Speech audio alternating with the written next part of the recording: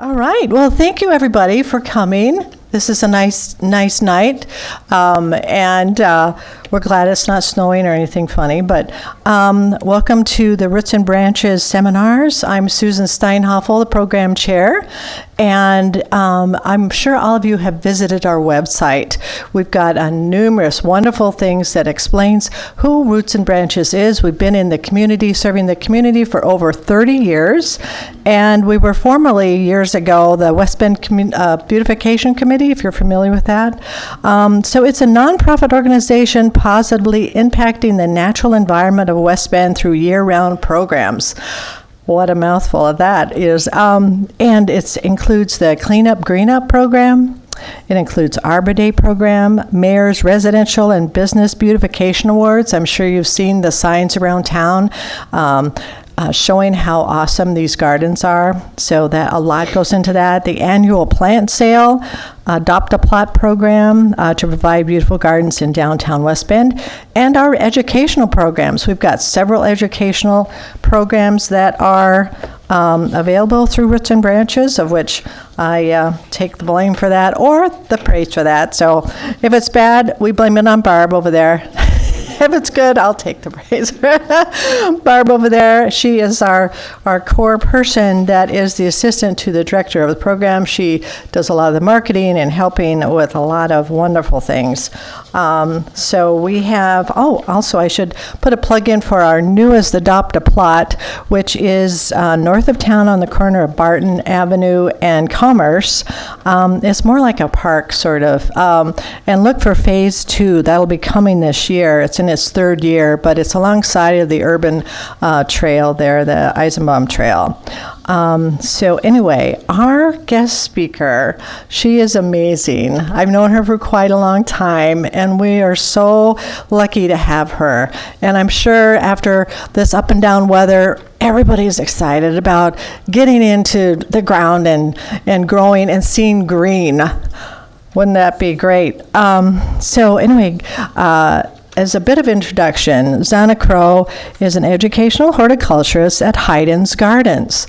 Now, Hayden's is on 60. It used to be Johnson's, but now it's Hayden's. So everybody go there. It's totally different and wonderful. And Zana is there, so that's a great combination right there. She holds a degree from UW-Madison and has been employed as a professional horticulturist for over 30 years, so she knows her stuff.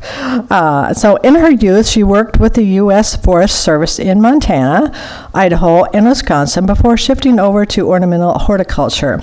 She managed the herbaceous plants division of a specialty nursery in Connecticut for 12 years before returning to her Midwestern roots.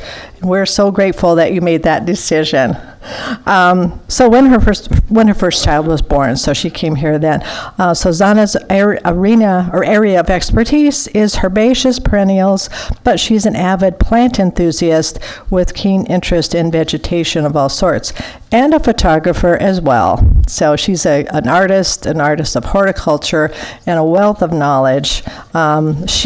Her latest fun venture was the Milwaukee Lifestyle magazine for April, and so she designed this, which hopefully all of you have a copy of that. So this is pretty awesome. It has bloom times for perennials, which we all could use. And also we have the event calendar for all of the programs. You can go online and register like you've already done. And our next seminar that is coming up is April 12th, we've got Roy Diblick. He's from Northwind Perennial Farms. Very, very fascinating man. He's creating perennial plant communities, and he will have a book for sale for that. And he's an interesting guy. He's been all over the world, and when I contacted him, he was just coming back from Italy to study all the different gardens there. So that one, sign up for as well.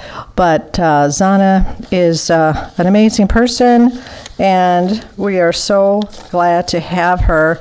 And so without further ado, it's Zana Crow.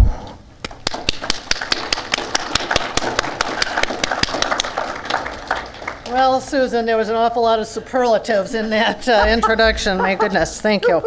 Thank you, everybody, for coming tonight. I appreciate it. We have 4 handouts. We have a slide list. We have this Bloom Time list that came from the Milwaukee Lifestyle magazine from this month. We have a 10% off coupon for Hayden's. That's good through May 31st. They're at the front counter if you didn't pick one up. And we have a postcard talking about Hayden's Gardens. We are open year-round. We were Johnson's Gardens. We were a piece of Johnson's Nursery until about a year ago, April 26th. We were purchased by Bo Hayden. If some of you have been gardening in southeastern Wisconsin for many years, you might have known his grandfather's place, Hayden's Garden Center in Mequon. Many of our customers remember Bo from when he was knee-high and running around his grandpa's greenhouse. So he grew up in greenhouses. He knows all about it. His wife, Kelly, is a third-generation greenhouse management as well. So they bring a wealth of expertise. And, turn off your phones. Sorry about that. They bring a wealth of expertise, and their specialty area is annuals. So we are going to have a tremendous selection of annuals and hanging baskets of all sorts. But we're also growing most of our own perennials now, and we'll be carrying a full selection of trees and shrubs as well. We do have, between our 3 locations, he also owns Names and Slinger. And then we have a production facility in Jackson that's not open to the public. But between the 3 locations, we have 68,000 square feet of greenhouses. So we're growing a lot of plants. We're growing all of our own poinsettias, all our own mums, and all our own annuals, as I said. So I would love to have you come to see us if you haven't been there. Well, we only opened up the new greenhouse about a month ago. So if you haven't been there in the last month, come. So on the postcard, I did bring along a few door prizes. So 4 of you have, if you want to hold it up to the light, 4 of you have a hole punched in the postcard at the top of the sign. And so these are the door prizes. Garden sign. Do we have 4 people with punches? 1, 2, 3. I just want to make sure that they're all distributed. Okay, so we've got at least 3. Okay. So after the program, if you want to come and pick up a door prize, we have a door sign, gardens, we have a solar rain gauge, we have a 6-pack of pansies, and we have a dark leaf rubber plant. We do carry a full selection of house plants as well, and garden decor. We change out seasonally, so I guess people are anxious, so if you want to take it now, you can take it now, or you can take it after the program.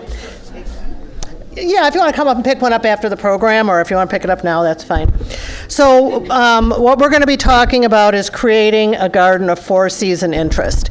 And of course, in Wisconsin, that means that we need to think about winter.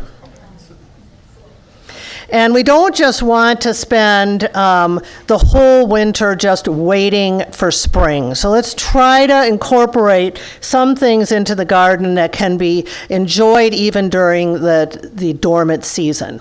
So thinking about things like form, texture, and color. Here is an example of a landscape that it really helps to look at, to take a picture of a landscape and turn it into black and white to see sort of what you're seeing in terms of form and texture. And so this is a winter landscape that still has a tremendous amount of interest with different forms and textures and different colors of just green and brown. Evergreens are kind of the obvious first thing we think of because it's got foliage during the winter months. And there's a tremendous variety in evergreens, everything from, the really tight compressed growth that you see in the dwarf Alberta spruce on the left, and a weeping white pine in the center, and then the more sort of horizontal branching of a spruce. But deciduous plants can be really beautiful in the winter as well. This is a crabapple tree with that beautiful branching. This is a hairy lauder's walking stick. This is a contorted filbert is the other name for it. This is a plant that is really more interesting looking during the winter than it is during the summer. It gets large green leaves that really camouflage the form of the plant during the summer months. So this is something that really adds a lot of winter interest. Something like the curly willow is another one, although that's kind of, you would need to have a large space to let that grow. This one can be used in a smaller space. Things like the hydrangeas are something that most of us are familiar with as a winter interest, leaving those flowers standing. But anything, even a simple shrub, I think that other photo is a spirea, just any branching that will hold the snow. And some trees that have beautiful forms, such as, the beautiful stately oak tree. It's kind of a signature Wisconsin woody plant. Or things that have interesting bark, like the paper bark birches. And the paper bark birches, one thing that's been an issue for quite some time is that they're quite susceptible to the birch borer. And we've all become sort of familiar with boring insects now as a result of the emerald ash borer wiping out our ash. But it's been an issue with the paper bark birch for many years, so that in order to have a beautiful specimen, you sort of had to treat it. Now there has been a lot of breeding to breed. They're hybridizing to bring resistance to the bronze birch borer. So you can get, they're not truly paper bark birches, but they're birches that are hybrids and have that papery type of bark that are resistant to the bronze birch borer. Or else you can go with the river birch, which is our native birch, and this one is resistant to the bronze birch borer. It has a different look to it. It doesn't have that white peeling bark, but it does have very beautiful red, real structural sort of bark. Very interesting during the winter months. This is Heptacodium, the autumn lilac, or seven sunflower. Now, some of these plants that I'm going to show you during the winter, you're not going to plant these simply for their winter interest, but as kind of an added bonus. We're going to see these plants again as we go through the season, and you're going to see what they have to offer during the other seasons as well. So this one's called autumn lilac or seven sunflower because it blooms late in the season when not too many other things are blooming. But it also has this what we call exfoliating or peeling bark that offers some winter interest. And our native nine bark, of which there are many really interesting cultivars that we're going to look at too. And this is called nine bark because of the way the bark peels off. It looks as though it has 9 different types of bark. Our native beech tree has that beautiful smooth gray bark that's sometimes described as looking like elephant skin, and it also holds its foliage. So even now you'll see those tan leaves. You can identify a beech in the winter woodland. This is a musclewood, Carpinus. It's a smaller native tree. Sometimes it's called blue beech because you can see the resemblance to the beech with that really smooth bark. And then you see also that sort of what looks like muscles underneath that bark as the tree matures, and that's how it gets the name musclewood. This is a native tree. It's kind of a nice smaller tree for a smaller landscape. It only matures at about 20 feet, and we're going to see it in other seasons as we progress. And winter time is a time when garden art really has a chance to shine. So think about the garden art you can display in the garden during the winter months. And here's just an example of a winter landscape that has, a concrete bench. It has an iron urn, and one of the things I really like about the iron urns is they can be left out year-round. The ceramic urns you really have to bring in. And a weeping deciduous tree and a couple different types of evergreens as well. And try to incorporate a little touch of red into the landscape if you can, because it really sort of brings that little zing in all seasons, but especially in the winter months. I was with Mancha's Farm in Colgate for 20 years, and we had this little outhouse that we painted red. So we don't usually, most of us don't have an outhouse, but it was a fun little winter accent. And you can even do it with something as simple as a little birdhouse painted red. Fruit, a lot of the crabapple trees have retentive red fruit that adds winter interest. We're going to talk about one in particular later on. And this is actually artificial fruit, but they make a lot of weatherproof artificial fruit that looks very real that you could put in outdoor containers with greens. And the red twig dogwood. The red twig dogwood there's a number of different forms. There's yellow twig, there's red twig, and there's one called cardinal, which is really very orange. And in order to keep that, the best color, the brightest color is on the new growth of the red twig dogwoods. So once you get a plant established, the best practice to keep really nice red stems is to go in and prune out about 20 to 30% of the oldest stems at ground level each year. And that'll keep it producing the nice red stems so that you'll have that brilliant red color.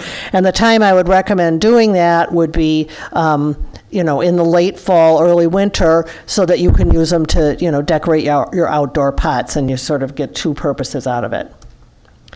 And here they are, just a bunch of red twig dogwood in containers. And you can even cheat. This is around our sign. Before we had planted shrubs around it, I actually put, little groups of cut red twig dogwood in the ground, and it gives the impression of being a shrub. You can do that in your perennial garden as well, any place where you want that little vertical accent. And ornamental grasses, leave the ornamental grasses standing over the winter months.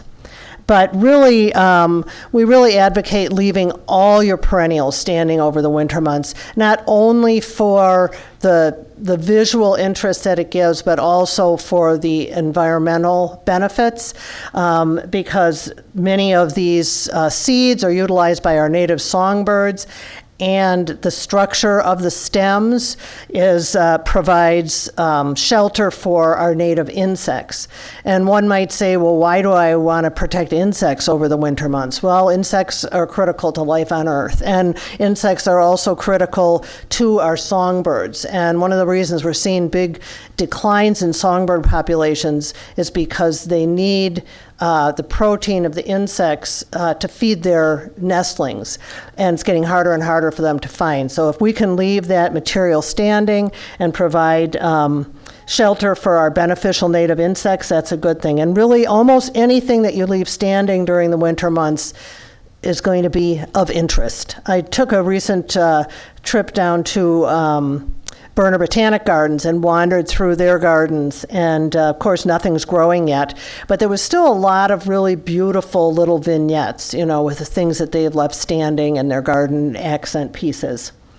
But around this time of year, things begin to grow, and I tell people at this time of year, when you look around and you begin to see those really early season bulbs, and you think, oh geez, I wish I'd put those in my garden. Make a note, put it on your calendar, go out to the garden center in October and make that little bit of extra effort when you've gotten sort of tired of gardening to put those super early spring bulbs in, because there is nothing like having things blooming in your garden right now. I mean, blooming in our gardens right now, we have the winter aconite, we have the snowdrops, and we have the iris verticulata.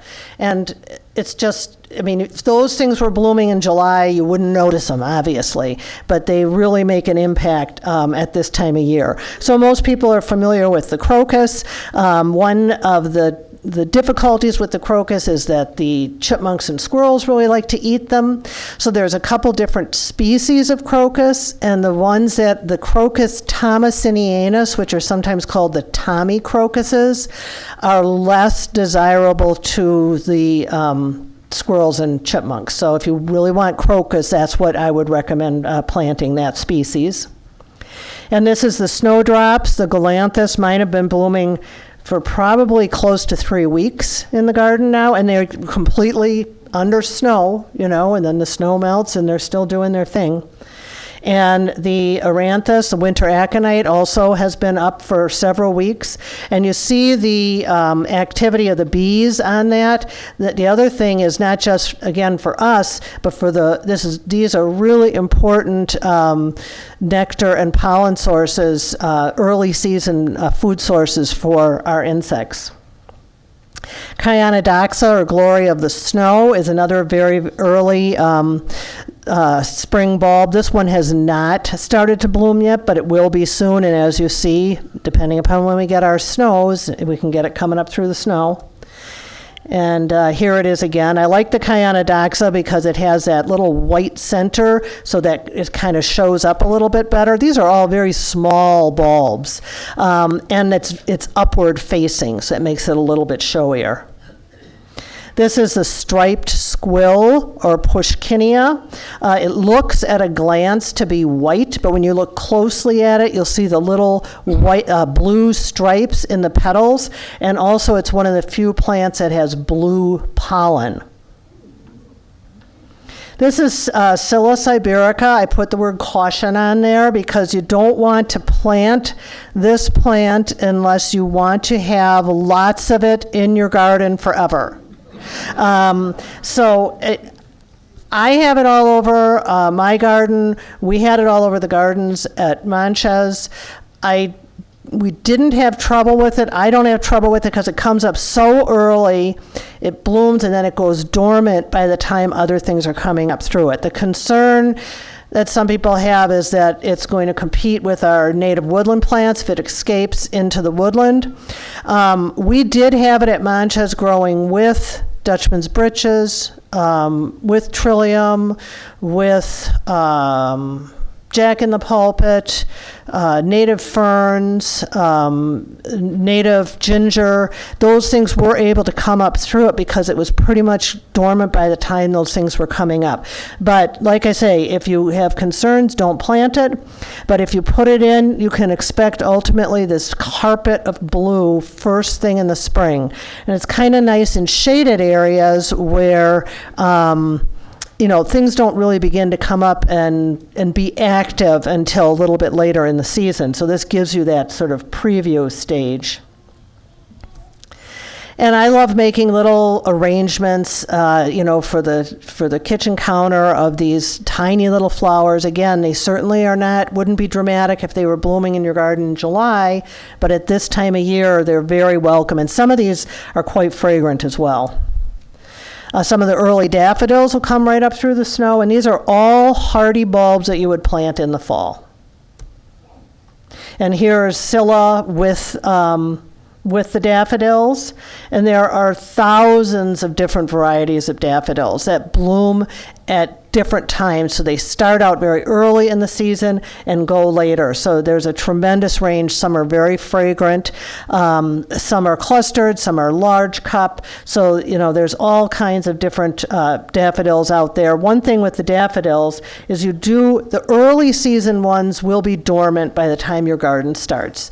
And so it's easy to incorporate them into your perennial garden. But the ones that bloom later, you do have to allow that foliage to die down. So there is a sort of unsightly period when the foliage is turning yellow and dying down. So the later ones I really like to use more in naturalized areas where they're not going to be interfering with the look of your perennial garden.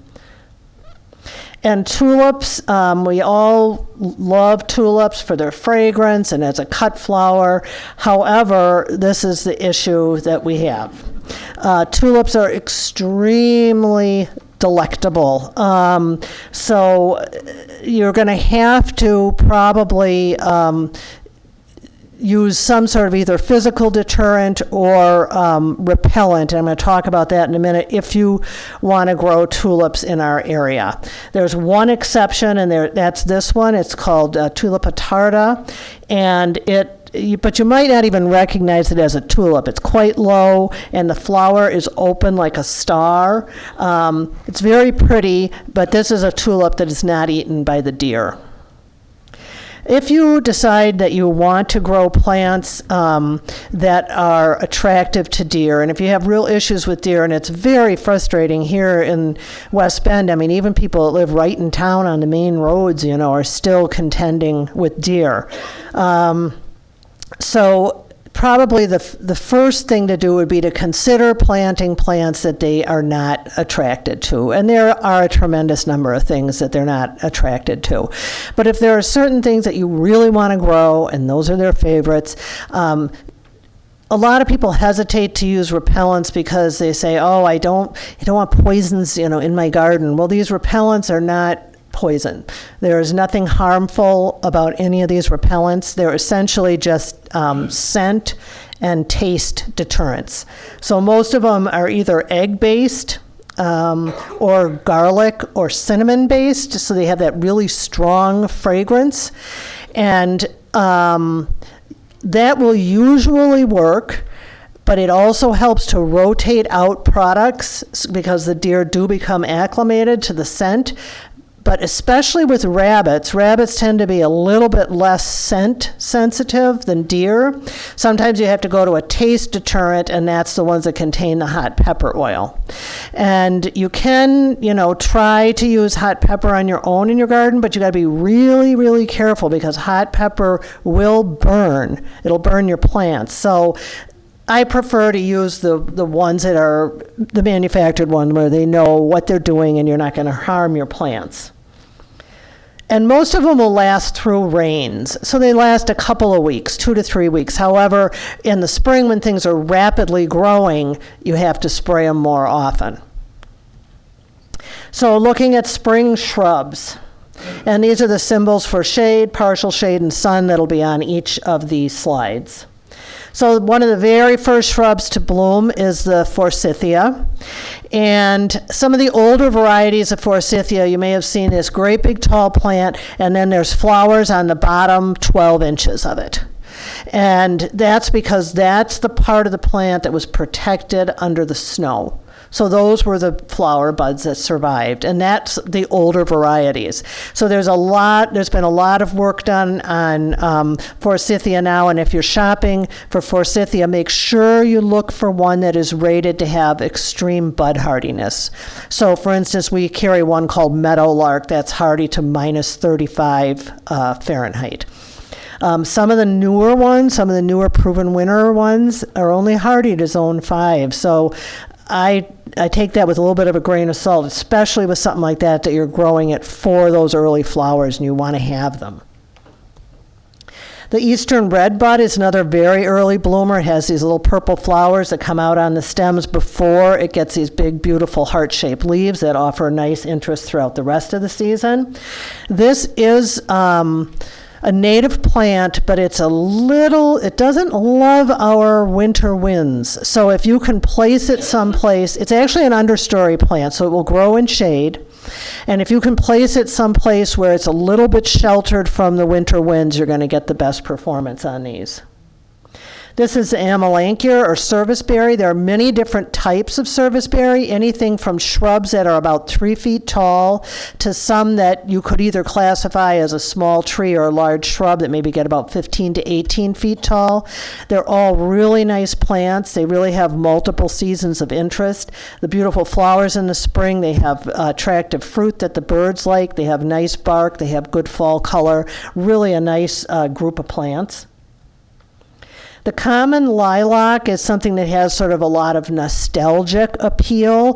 The flowers themselves are beautiful and super fragrant, but a lot of the older heritage varieties that are the favorites that people remember and look for, they tend to get very rangy, not really an attractive landscape plant, maybe for the back of the property where you just want to cut the flowers, and the flowers are mostly on the top of the plant. So one of the things they've been breeding for is to breed a more compact lilac that has better branching, better form. The flowers on a lot of these, this is the Meyeri palaban. I think this is the one that's called the dwarf Korean lilac. It just has excellent form. It has a beautiful round form, completely covered with flowers when it's blooming. gorgeous fall color, but the flowers are not quite as big and showy as the old-fashioned ones. There's a lot of different kinds of lilacs out there, a lot of different forms. So if you want a lilac, take the time to shop around and compare. One of the things they've also bred for is a lot of the older lilacs had a lot of disease issues, and the newer ones are more disease resistant.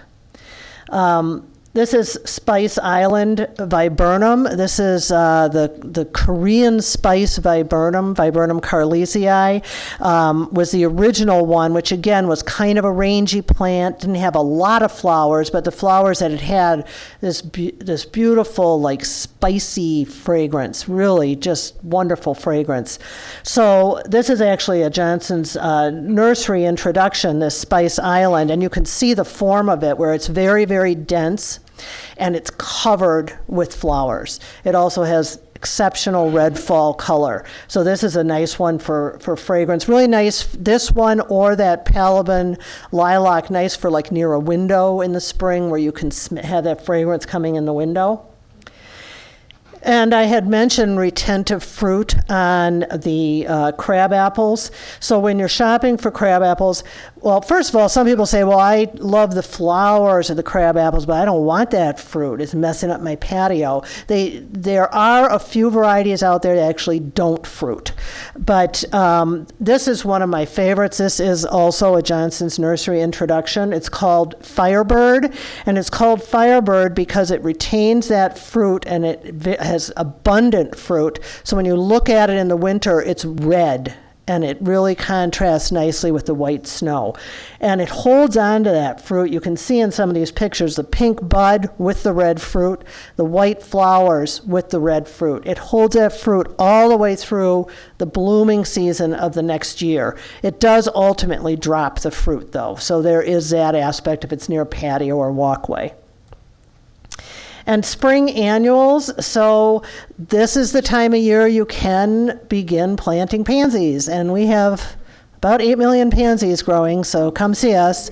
And they can actually, really bloom right through the snow. So you can get started with your containers. If you want to get 4-season containers, and you've got your containers that can stay outdoors during the winter months. If you had greens and red twig dogwood and berries in there for the winter months, now is the time you can pull them out, put your pansies in there, and then when we get frost-free in, Memorial Day weekend, we had a frost on the Friday before Memorial Day weekend last year.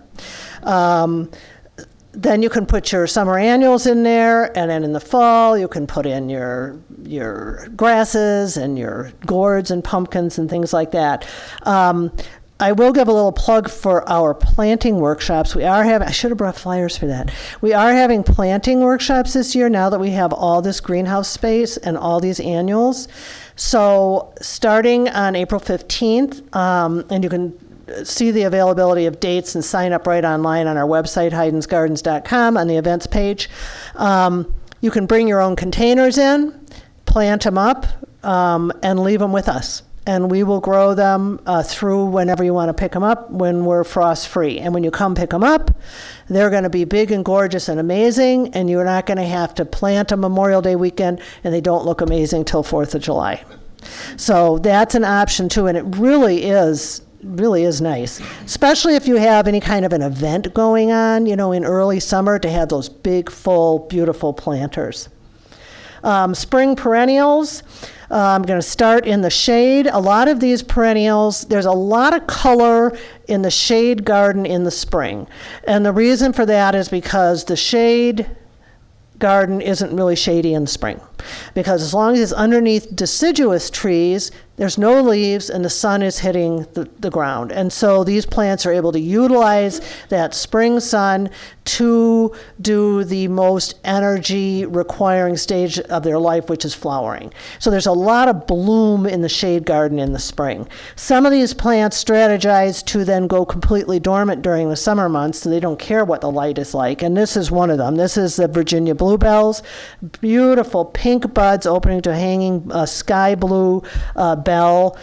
naturalizes really nicely, dies down quickly. So even though it's a big plant, it doesn't give you that long time of looking yellow. It kind of just dies down and disappears. And then it's gone, so there's nothing there during the summer months. And then your hostas and ferns and such can come up through that. This is Brunnera macrophylla, the perennial forget-me-not. The true forget-me-not, which has flowers that look like this, but is a biennial, is on the invasive species list now. So you can't purchase true forget-me-nots in the state of Wisconsin anymore. But this one, it's called perennial forget-me-not. In fact, it's not related in any way, but the flower looks almost identical to a forget-me-not. But it's a much nicer plant because it's true perennial. It has a nice mounding form, great big heart-shaped leaves, kind of hosta-ish in appearance. And some of them are green, some are variegated, some are silver. And I have noted on these slides, you'll see a lot of, noise every year about, oh, this is the perennial of the year, this is the annual of the year, and there's all these different organizations and all these different marketing entities that will name a plant of the year. And you got to take it all with a pretty big grain of salt. But the Perennial Plant Association, Perennial Plant of the Year, is a designation that is really meaningful. And this is a national organization of professional horticulturists that nominate plants every year for this award. And they have to fit a certain criteria, which are exactly the criteria you as a gardener want with plants. Really good performers. And they pick they narrow it down to 5 from these nominations, and then people within this organization vote and narrow it down to 1. So the Perennial Plant Association Perennial Plant of the Year is an excellent place to start if you're wondering where should I start with perennials. This list is a great place to start. They started doing this in 1990. So if you're going all the way back into the 90s, there's probably a lot better introductions of some of these plants at this point, but the newer ones is a really good reference. And you can go to their website and see that list. So I've noted on each of these slides if these plants have been given that designation, and that is a meaningful designation, and for the most part means it's a really good plant. And Jack Frost was named as Perennial Plant of the Year in 2012.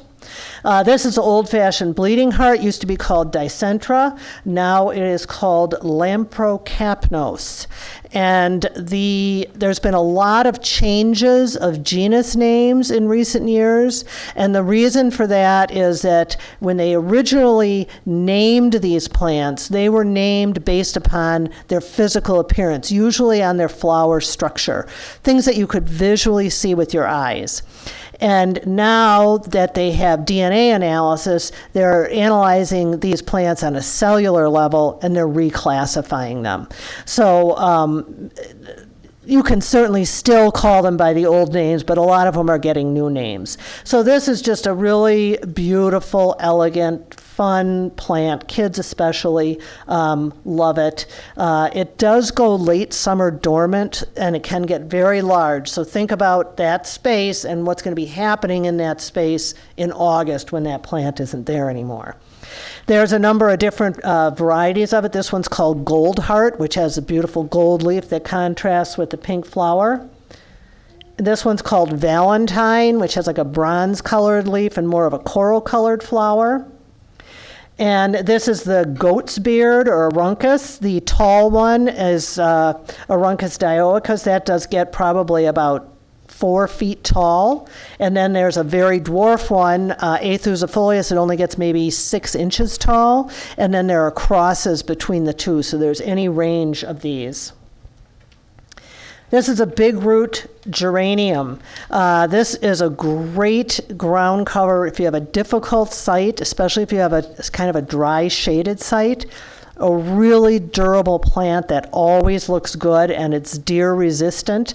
It has these pink flowers in the spring, and then it has beautiful red fall color, and then just very clean green looking most of the rest of the season. So the geraniums, the common name for the geraniums is cranesbill, and you can see in that picture of the seed head where it gets that name, because that seed head sort of looks like a crane's bill. Spring perennials for the sun. The Geum triflorum, or prairie smoke, is a native prairie plant.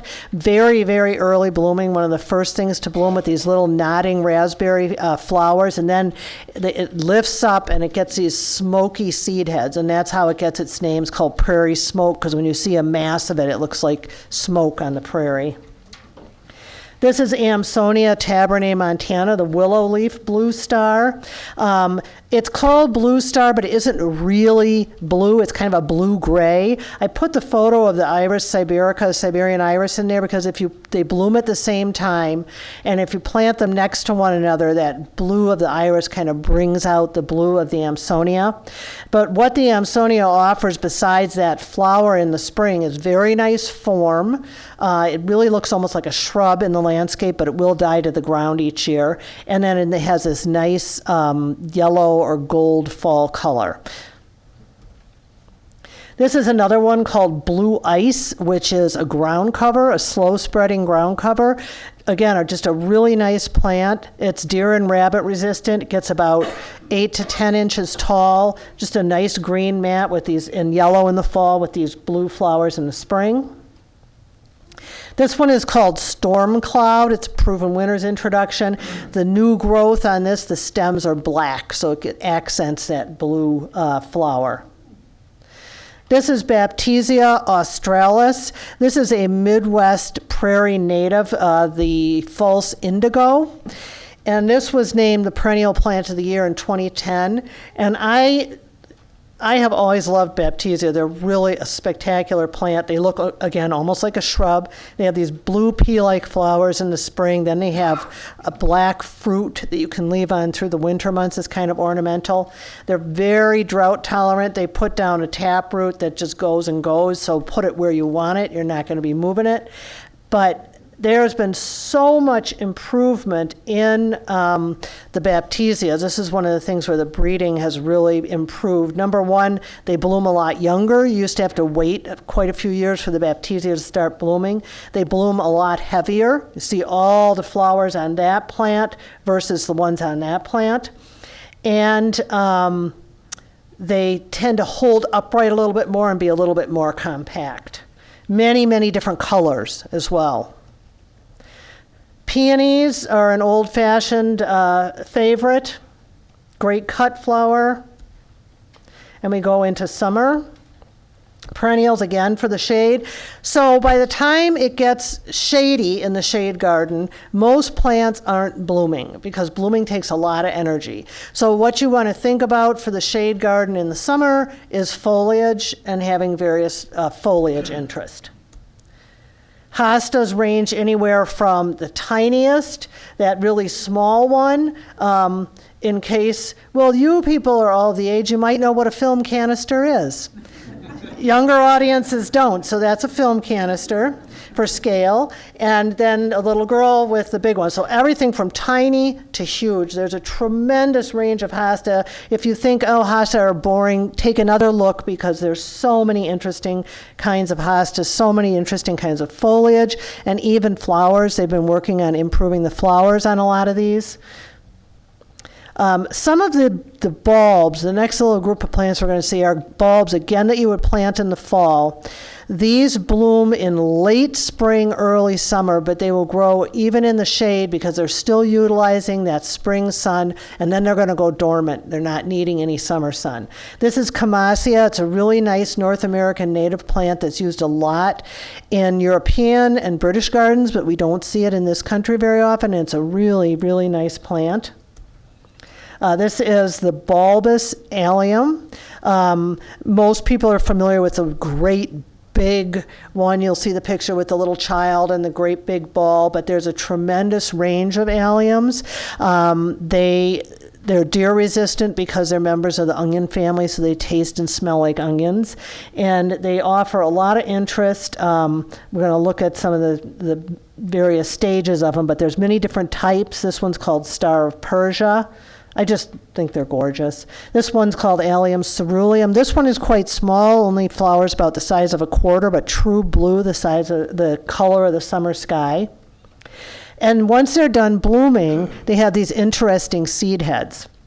You can leave the seed heads up in the garden with the knowledge that they will self-sow. These alliums do self-sow quite a bit and naturalize. You can play around with coloring them.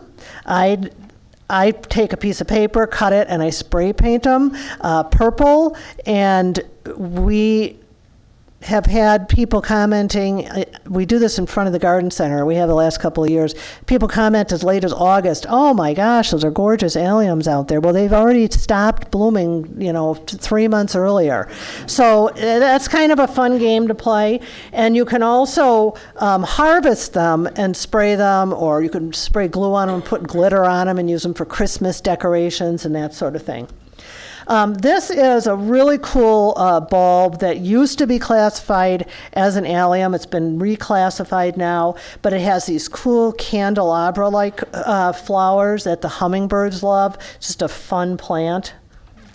And this is the various stages of it. It comes up, it has really curly foliage. The common name is Mediterranean bells. Really curly foliage, and then the bud has a papery cover, that comes off, and then it begins to hang down like a candelabra, and I like to use them in flower arrangements. I try to cut flowers all summer long and share them with people, and I always like to have at least one flower in the bouquet that people might not ever have seen before. This is another really nice late blooming hardy bulb called Summer Snowflake. It's kind of similar in appearance to the Galanthus that was that snowdrop, the very, very first thing to bloom. But this one stands about 18 inches tall, so it's much larger, and it has these beautiful pendant white flowers with the little chartreuse tips. And then we're thinking about foliage, thinking about texture and form, and there's really a lot of interesting things. The Japanese painted fern offers that kind of silvery color. This is a ghost fern. It's a cross between the Japanese painted fern, which has that wonderful silvery and burgundy color, but it's not a really strong plant, and it's really late to break dormancy. So they cross that with our native lady fern, and you get the vigor from the lady fern and some of that color from the Japanese painted, so you get like that silvery gray tone, but in a much more vigorous plant. The maidenhair fern, which is another native that's very horizontal branching. The ostrich fern, I say caution again, because the ostrich fern will run about, colonizes very readily. It's kind of nice if you can have a spot where you just designate that as the ostrich fern area. I do have an area like that against the north side of my house where it's totally shaded. Then I have a stone walkway. Well, it doesn't contain it. It still comes up on the other side of the stone walkway. So what I do is I dig them out, the extra ones in the spring, you can see them coming up, and I put them in pots around the garden. And it really, they work fine as a beautiful green fern in a pot. And this is a cinnamon fern. This is another native one. It has sort of similar in appearance to the ostrich, but it stays in a clump. It doesn't colonize.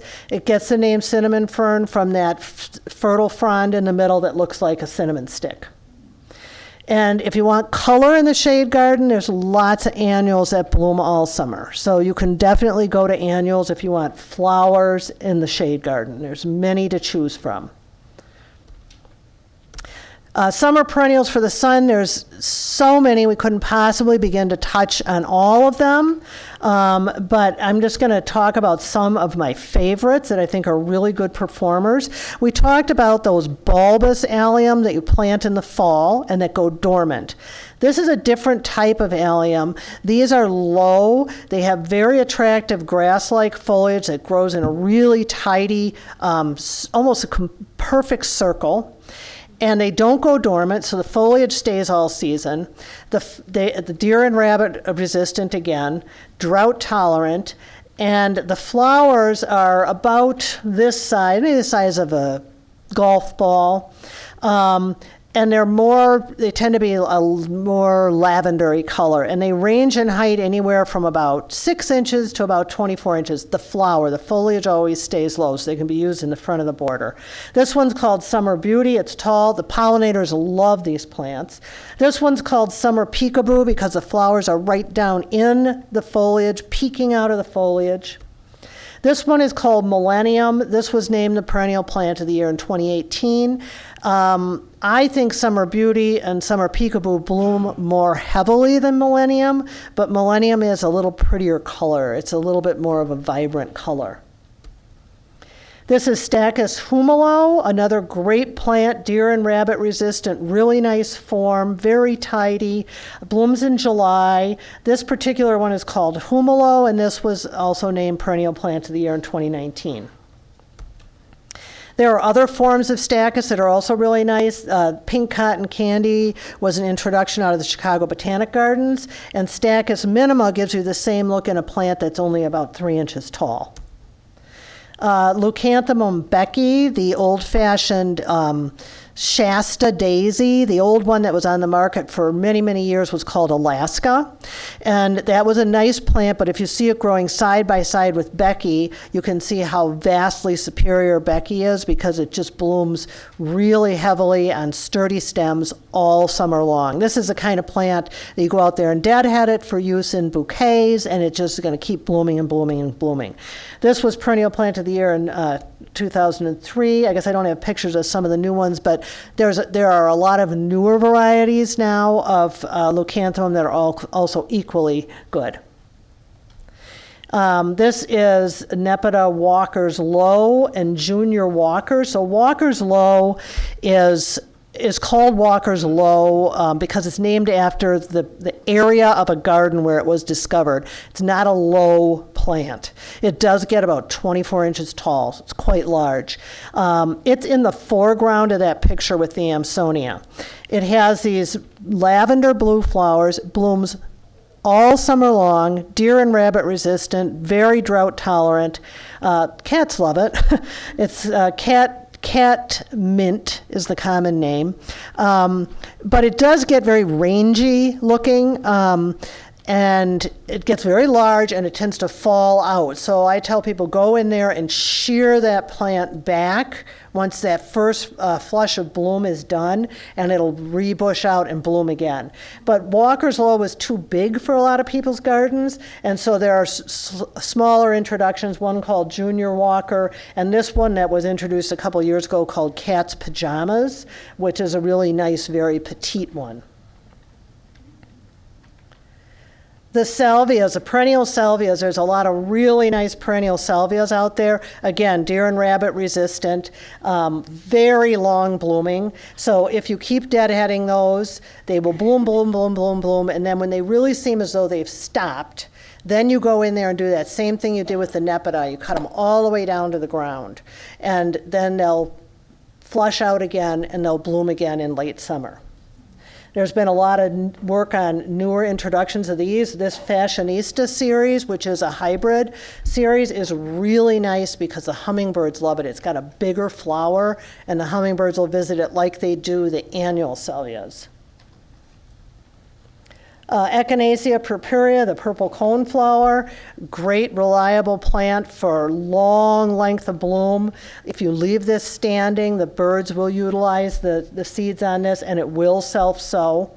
This is a plant that isn't super long-lived. An individual plant may live 3 to 4 years, and so that's why you want to allow it to seed so that you will have future generations coming up. There's many, many, many different types of echinacea. Every year there's new introductions.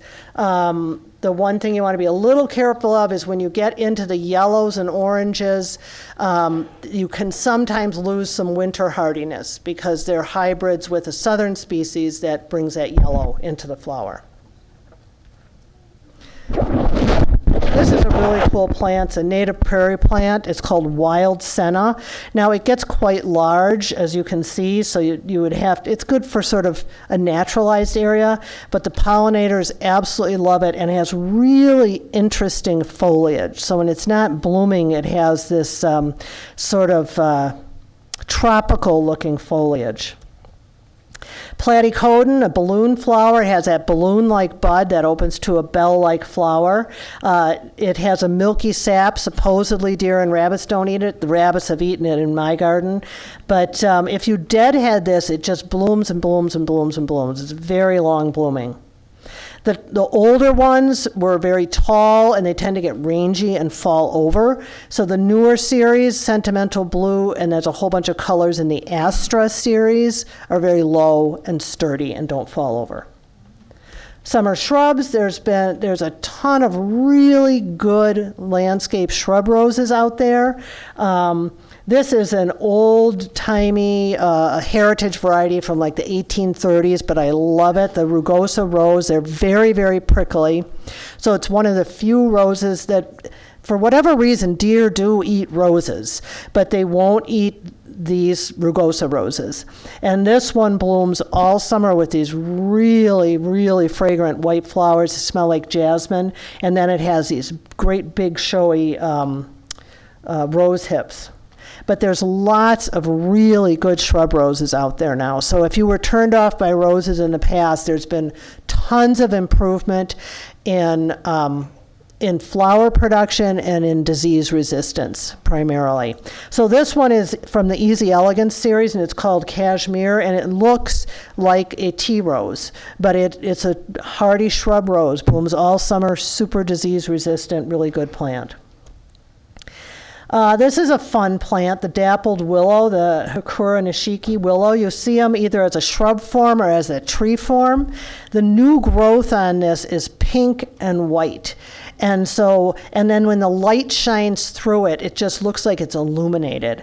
And people will come in the yard in the summer and say, what is that blooming over there? It's not blooming, it's just that the foliage is so showy that it looks like flowers. Now, it's a willow, so it's an eager grower. So number one, you need a lot of moisture to grow it. And number two, particularly in the tree form, you're going to have to prune it regularly to keep it from becoming very rangy. It's a really neat plant, though.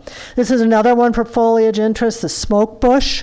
There's yellow leaf and dark leaf forms ranging in height from about 4 feet to about 8 feet, and they have this flower that looks like a puff of smoke. That's why they're called smoke bush. The 9-bark that we saw, that peeling bark earlier on, and I said, well, you wouldn't grow it just for this bark. That's just an added addition to what else it has to offer, which is lots of nice foliage. There's many different foliages. Everything, I really like that rust-colored one. It's called Amber Glow. That center glow, where it's the center of the leaf looks almost like it's illuminated. Let me see if I have. No, I don't have another picture. There's one that has very yellow foliage and red fruit. The fruit, I don't have. Well, you see the fruit on that center glow. You can kind of see the fruit. After it blooms, it has this really interesting fruit that is usually kind of a raspberry color, and that contrasts with the foliage. So the one downside of 9-bark is they are susceptible to powdery mildew. It doesn't, well, some of the newer varieties are resistant. It doesn't usually hurt the plant. It's an aesthetic issue, so you can sort of culturally try to control it, or else there are fungicides, or else you just let it have powdery mildew. But that's the one downside of that plant. The Weigela, so many of the older Weigelas would bloom in June, and then some of them had some interesting foliage during the summer months, but this new series called the Sonic Bloom series blooms all summer. The main bloom is in June, but then it continues to put flowers out through most of the growing season. Summer trees, we're going to just enjoy sitting in their shade. Summer annuals, again, just like the summer perennials for the sun, there's so many you couldn't begin to list them all. I'm just going to give you a couple of my very favorites. I love the Verbena bonariensis. The Verbena bonariensis was a species verbena that stood quite tall and tended to seed a lot. Very hard to find in the trade because it was so rangy. So they bred it down, and they have one called Meteor Shower. It's only about knee high. It still has all the good attributes of its taller cousin. You see the hummingbird on there. Hummingbirds love them. Butterflies, it'll always be covered with butterflies and pollinators. It's absolutely a fantastic plant for pollinators. And the Meteor Shower is sterile, so it doesn't seed. This is a dahlia called Mystic Illusion. Absolutely love the contrast of that yellow flower against the dark foliage. And there's been so much great work done in petunias. The supertunias don't need any deadheading. They're self-cleaning. They just keep going, going, going. And the Vista series are just spectacular with these long trailing stems, really nice for hanging baskets. And there's a series called Mini Vista, which if you like the Million Bells or the Calibrachoa, but sometimes they can be very fussy and they tend to yellow out in the summer, the Mini Vista series are a nice alternative to that. And going into the autumn perennials, this is Obedient Plant, very late blooming, September into October. It's called Obedient Plant because if you take the flower and turn it to the side, it stays there. It's not called Obedient Plant because it stays in one place in your garden, because the pink one will run all over the garden, so be aware. The white one is called Miss Manners, and it doesn't run, it stays in a clump. This is Chelone Hot Lips or Turtle Head. This name Turtle Head because it kind of looks like a turtle's head, the flower. You can see how beautiful and glossy the foliage is, even at very late in the season when this is blooming in October. A lot of times foliage kind of looks battered by that time of year, so if a flower is blooming, you don't get to appreciate the beauty of it because the foliage is ruined. But this has that nice leathery foliage that stays looking good, so it's a great late season bloomer. Tricertus or toad lily, that orchid-like flower, super, super late, almost right up to frost. Makes a great cut flower. This is Heuchera Autumn Bride. This is one of the parents of a lot of the new heucheras that have all the different colored foliage. This one just has green foliage, but it has these beautiful white flowers. It actually is a straight species. It's Heuchera villosa, but they renamed it Autumn Bride as a marketing technique, and it works. Now the plant sells, and it's a really good plant. This is Sweet Autumn Clematis, super late, super vigorous. Most of our clematis are summer blooming, grow to about 6 feet tall. This is fall blooming, goes to 20 feet tall in a single season. Extremely vigorous, very fragrant, really showy. There's some concern about invasiveness with this plant as well. So if you do have concerns about this setting seed, just go in there and cut it down before it has the opportunity to set seed. Let it bloom, then cut it down. This is one of my very, very favorite perennials, the Kalamantha Montrose White. It's another Johnson's nursery introduction. It was named the Perennial Plant of the Year last year. And it starts blooming in late June, and it stops blooming in November. The picture along the walkway was taken at Olbrich Gardens the last week of October. And each flower is very small, but it makes this like a cloud of beautiful white flowers all summer. It's a mint family member, so it's heavily scented, so deer and rabbits won't eat it. Pollinators absolutely love it. Unlike other mints, it does not run. It stays in one clump, and it doesn't seed. It's sterile. So it's just a really, really great plant. Hardy mums. So if you've struggled with buying the hardy mums in the fall, the cushion mums, and had them not overwinter, this series, which is the Mammoth series out of the University of Minnesota, is rock hardy, and it grows in that cushion form. So it looks just like your cushion mums, but it's a true hardy mum. Buy it in the spring and plant it in the spring.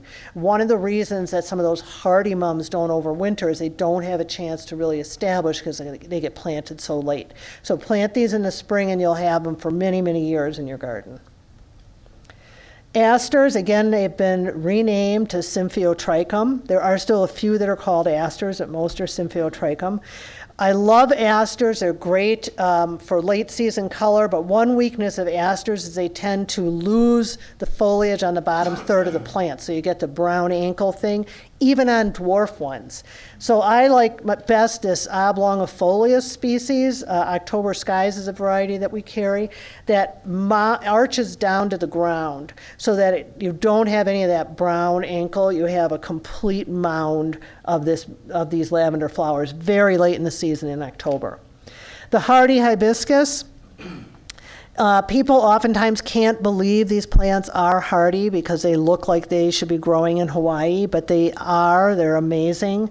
And sometimes people buy them, and then in the spring they look and they see those dead sticks sticking up, and they wait and wait and wait, and everything else in the garden is growing and isn't. They say, "God darn it, I knew that thing wasn't hardy," and they dig it up and they throw it away. So don't do that because it doesn't start growing sometimes until the second or third week of June. So you just have to wait and wait and wait. But they are hardy and they are really amazing, and they've been breeding them to be more compact now, to bloom heavier along the whole stem, and to have some interesting color in the foliage as well. Eupatorium, the Joe Pye weed, very late blooming, not super showy, but excellent for late season pollinators and butterflies. This is another plant that I absolutely love. It's a Vernonia ironweed. Our native ironweed gets very tall, about 8 feet tall, and it has purple flowers late in the season that the butterflies love. There's a southern one that only gets about 2 feet tall. Iron butterfly is a cultivar of that southern one, which I have really liked in past years. Real lacy foliage, super late blooming, covered in butterflies, but it did tend to, once it was mature, kind of tend to fall open. So there's even a better series now, the summer series. One is called Summer Surrender, one is called Summer Swan Song, that is a hybrid between the two, and they stand upright. They don't fall down. Excellent late season perennial. We looked at the Amsonia tabernae montana at the beginning. That was that willow leaf, blue star. They crossed that with the Arkansas blue star, which has a real feathery leaf but doesn't like our alkaline soil. And they got this halfway. There's one called Halfway to Arkansas, one called Midway to Montana. They are really, really excellent plants. They're beautiful foliage plants and really nice in the fall when they turn orange and red and purple. And the miscanthus, again, the ornamental grasses are beautiful to be left standing. There is some concern also about miscanthus and invasiveness. The DNR is talking about putting them on the invasive species list. I don't see them being a problem around here at all, but when you get up into central Wisconsin with the sandy soils, that's where they're seeding around a lot and becoming problematic. So the breeders you may find it harder and harder to find miscanthus in the trade. The breeders are working on sterile cultivars, and Scout and Bandwidth are two that we'll carry this year that are sterile. Chasmanthium latifolium is our northern sea oats. That's native. It has the really pretty nodding green seed heads that turn tan and can be left up through the winter months. It does self-sow. It's one of the only taller grasses that will grow in shade. So if you're looking for a taller grass, it's about 3 feet tall. It will grow in the shade. Most of the grasses that aren't true grasses, they're caryxes that grow in the shade, are low. This is little blue stem. Little blue stem is one of our native prairie grasses. It's called little blue stem because the native species has sort of a suggestion of blue in the foliage, but the breeders have bred for to really accentuate that blue. So there's some that are really nice chalky blue now. And then also they turn like a purpley russet red in the fall, and some have been bred for very good fall color, and they've also bred them to stand upright better and to be a little bit shorter. So there's a lot of really nice cultivars of that available. Autumn annuals, the mums, which we don't like to say are truly hardy. We talked about the hardy ones. There's a lot of people like the showiness of mums in the fall, but they don't last very long. And so I like to sort of incorporate other things in my containers in the fall to complement the mums. There's lots of nice ornamental peppers, the annual grasses, and the kale are great because the kale have a lot of interesting texture and color, and as the temperatures drop, the color gets richer and richer and richer. So they will go all the way through the snow and until Thanksgiving in your fall pots. And here's just some examples of fun stuff to do with your fall pots. Autumn shrubs, the hydrangeas, the hydrangea paniculata, which are the cone-shaped ones. You're all familiar with them. They're excellent, excellent plants. They're popular for a very good reason. There's hundreds of varieties out there. The earliest blooming are the quickfire ones. They start in about July. They have a little bit looser, more open flower, which is kind of nice because they don't weigh the branches down like some of the big heavy ones do. Limelight is an older variety that goes from lime to white and back to lime. Vanilla strawberry, they've been breeding them now to go from white into reds, raspberry, and strawberry colors. And they've been breeding them down. So this is Bobo, which only gets about 3 feet tall. This is Firelight Tidbit. So Bobo didn't have the red color. It was the first really dwarf one. Now they're starting to introduce some that are very dwarf and also have the red fall color. This is a common witch hazel blooming after the leaves have dropped. There's 2 types of witch hazel. One blooms first thing in the spring before the leaves come out, and the other one blooms last thing in the fall after the leaves have dropped. And they're not beautiful, but they're very interesting flowers. This is Amelanchier. So we saw that Amelanchier blooming in the spring with the white flowers. This is the fruit that it's going to have during the summer months and the fall color. We saw that Forsythia blooming in the spring. This is the fall color. We saw that Spice Island Viburnum blooming in the spring. This is the fall color. And even something as routine as the spireas really can be quite stunning in the fall. The staghorn sumac, we're all familiar with the beautiful red of the staghorn sumac. This is a variety called Tiger Eye, which is a little bit more compact, yellow, lacy foliage. Theoretically doesn't run around, but it does. This is early amethyst beautyberry. So the beautyberry has this beautiful purple clusters of fruit. They look like they're not even real. People come and they touch them because they think they're not real. But they produce fruit so late in the season that for us in this area, most of them never have a chance to set fruit. So this early amethyst sets fruit about 3 weeks earlier than the rest, and so this is the one to select if you want to grow it here. The cranberry cotoneaster turns red in the fall and has this fruit that stays on through about January. Autumn trees. Our native sugar maple, of which there are many selections, is of course a beautiful tree in the fall. The Freeman maple, which is a cross between the red maple and the sugar maple, is a faster growing tree than the sugar maple.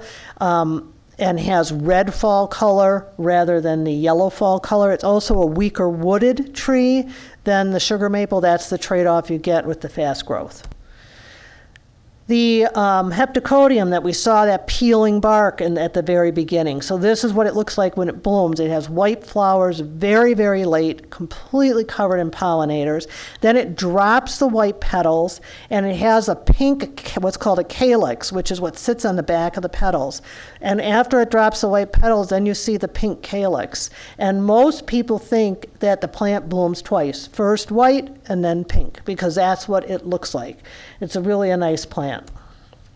The Firebird crabapple with the fruit that's going to stay on all winter. That musclewood this is what the fall color looks like. And the Katsura tree, if I was going to pick just one tree for my yard, this is what it would be. It's just a wonderful, wonderful tree, and it has this beautiful fall color, and it has a fall fragrance. It smells like spun sugar in the fall. And the tamarack or larch is a native wetland plant, gorgeous in the fall with a yellow foliage. It's what we call a deciduous conifer, so it looks like what we call an evergreen, but it isn't evergreen. It drops its needles in the fall, and then it has new emerald, beautiful emerald foliage that comes out in the spring. The ginkgo is a really cool tree because it has a gorgeous yellow leaves, and what makes it kind of unique is it drops them all at once. So they'll all fall at once. Back around to winter, and I just wanted to mention there's a couple places in town to visit if you want to see places that have a lot of great plants to look at. Museum of Wisconsin Art is one where they have that living art exhibit outside with all the hydrangeas and the poplar trees. It's starting to mature now, so it's really going to be stunning in the next few years. And the Labyrinth Garden at Regner Park. Excellent place to see beautiful specimens of unusual perennials. They do a fantastic job of maintaining that garden, so if you visit throughout the season, you can get ideas of what is happening each season. Everything's well labeled. And that is what I have. So, thank you.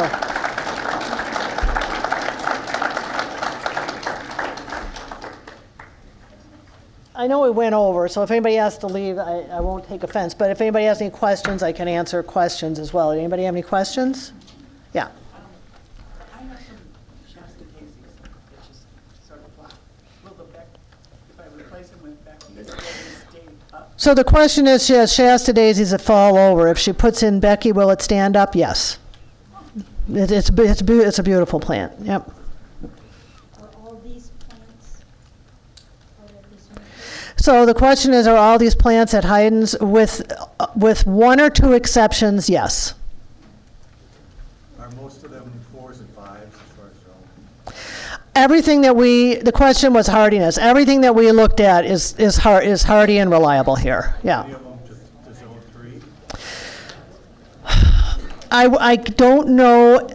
I could answer that question on an individual basis when you came out and looked at the plants, but I don't know off the top of my head. I know there's beautiful places up in Zone 3, but I'm fortunate to not have to know that off the top of my head. Do you know if you have the annual, a trailing salvia?